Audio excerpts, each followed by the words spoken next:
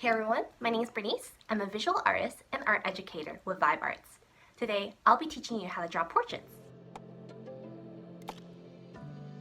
Growing up, I loved to draw, so I knew the importance of arts in the positive development of children. However, COVID-19 has impinged on the children's ability to learn, gather, and celebrate in the arts. With arts needing more than ever, Vibe Arts is not only letting artists like myself share what we love to do, but also find ways for children who need art the most.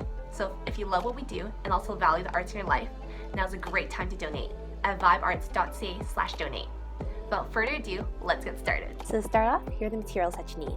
1, a blank piece of paper, 2, a pencil, 3, an eraser, and 4, a sharpener.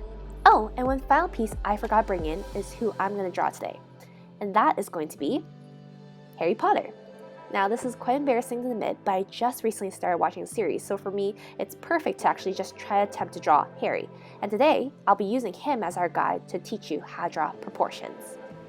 So the first thing that you want to do is draw out 2 lines to help benchmark where you want his face to be. Then you want to draw an upside down egg.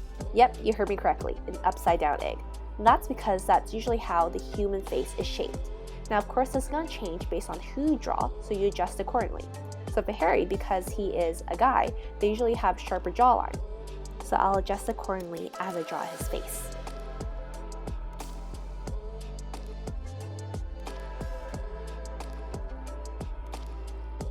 And now you're going to draw in 3 guiding lines, essentially lines that are going to help you draw his facial features.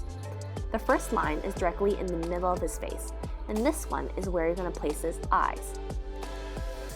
And then the second line that I'm measuring out is the line where you're going to place the tip of his nose. Essentially, this line is directly in the middle between where your line for the eye is and where the line for your chin is. And finally, you're going to draw in 1 vertical line, and this one is basically for symmetry, allowing you to know where to place his nose, his eyes, his mouth. And now that you have your guiding lines, it's time to draw his eyes. And how you do that is using the rule of 5. Basically, at the guiding line, you want to split that into 5 spaces, where the second and 4th space is where you draw his eyes.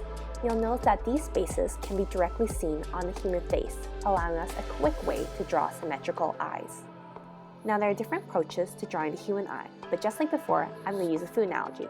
Basically, how I see it is that you're drawing 2 almond shapes in space 2 and 4. And just like the jawline, you adjust accordingly based on how you see that person's face.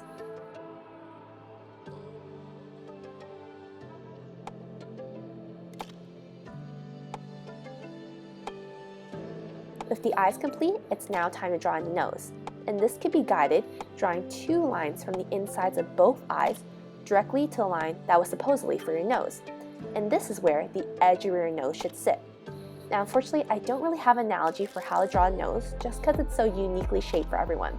But just remember that the tip of the nose is sharper than the 2 edges, so you should be aiming for something that's more V-shaped at the end.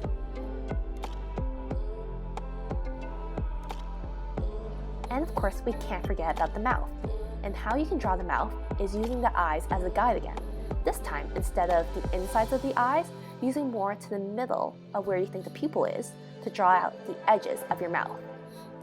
And this technique works for any facial expression, whether a person is smiling, frowning, and so forth. For Harry, he's simply giving us a smirk. In terms of how to draw lips, if the person is not opening their mouth but rather closing it, you want to start off by drawing a middle line. Then you add in the top and bottom lip accordingly. And now that I draw in his major facial organs, it's time to draw his eyebrows. You'll notice I actually haven't drawn the ears yet, and that's because Harry's hair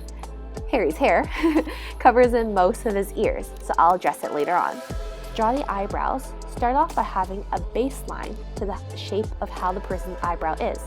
Then you fill it in accordingly based on how thick their eyebrows are. And now you have officially completed all the basic facial features, and you can erase your guiding lines. This is essentially how you can draw the portrait for any person because you drew the eyes, the nose, the mouth, and the eyebrows. Now essentially, the next part of this video cannot be applied to every portrait because how the hair is shaped, if they wear glasses, their neck orientation is different for every person. But as I draw Harry, I'm going to try to provide you guys some tips. Now, drawing hair can be quite challenging because it can come in different textures and look quite differently depending on the person. But of course, what you want to try and aim for is mimicking your pencil strokes to the texture of that person's hair. So in this case, because Harry's hair is quite rough, that's what I'm trying to allow my pencil strokes to look like. If this was someone that had curly hair, you want to use a more spiral pattern, and someone with straight hair using more straight line. Also, as you draw your hair, usually, if not all the time, you're going to actually escape the boundaries of your egg-shaped face. And that's completely okay because we're going to erase the border lines anyway, so to allow the shape of the head to look how it should look like with the hair included. Oh, and as I draw his hair, I cannot forget about the ears. I didn't draw him earlier because his hair covers most of it. Usually how I draw ears is think of drawing them as half ovals on the side of his face. They should start around where his eyes are and then end at the tip of his nose.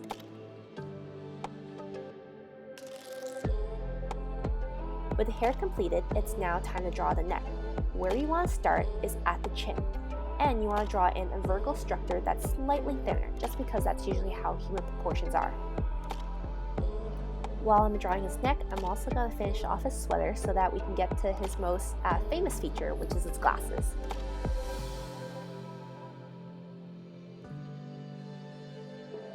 So if the person that you're drawing also is like Harry and wears glasses, a good tip to use is to use the insides of your eyes, which was first originally used to help draw the edges of your nose. But instead this time, this is where the insides of your glasses rim should also line. And that's actually how the reality of glasses look like, because you want your spectacle to rest on the bridge of your nose for a more realistic portrait. Of course, each glasses is a different shape, but you can adjust that accordingly.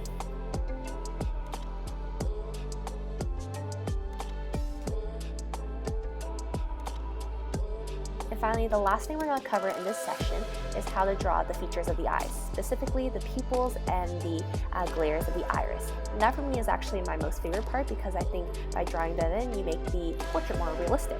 Now, you can't really see this in Harry's picture, but usually when you take a photo of someone, there's two circles. One that's the pupil and one that is a white circle that's the glare in the eye. And in this case, it's in the upper left corner. So when you do draw the features of the eye, in both of the circles that you use for your eyeballs, you want one that's in the center for your pupil and the other one for the glare in the eye. Of course, the pupil you're going to shade in black later, and the glare you leave in white.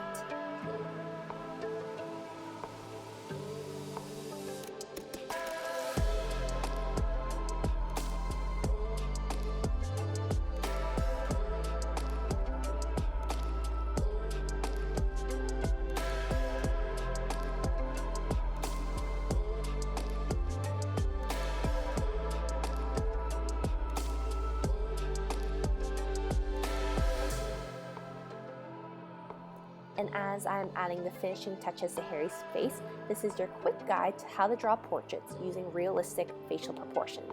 You use guiding lines, spacing principles, my funny food analogies, essentially to allow you to draw any portraits you like in the future. Of course, each face is unique, so you need to adjust these strategies accordingly. But basically, by knowing how to draw the eyes, the nose, the mouth, the head, neck, hair, and also other features, this will help you draw portraits anytime. Hopefully everyone enjoyed that. My name's Bernice, and this is Vibe Makers. Please keep an eye out for future Vibe Makers content. Bye everyone!